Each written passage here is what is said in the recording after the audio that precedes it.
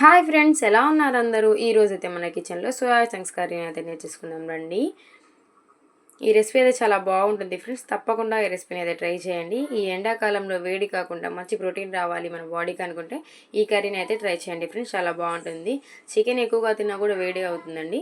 ఈ meal maker protein plus వేడి కూడా కాదనమాట. ఫస్ట్ అయితే దీనికి కావాల్సిన పదార్థాలు చూసుకుందాం. Ginger garlic paste, tomato, onion, పసుపు, ఉప్పు, కారం, ధనియాల పొడి, సోయా చంక్స్.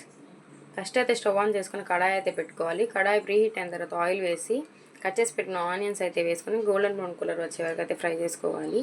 ఫ్రై అయిన తర్వాత 1 tablespoon ginger garlic paste అయితే వేసుకొని పచ్చివాసన పోయే వరకు అయితే ఫ్రై చేసుకోవాలి.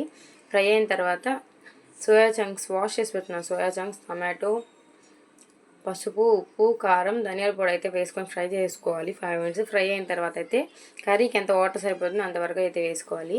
కర్రీ ఉడుకుతున్నప్పుడు అయితే కస్తూరి మేతిని అయితే వేసుకోవాలి ఫ్రెండ్స్.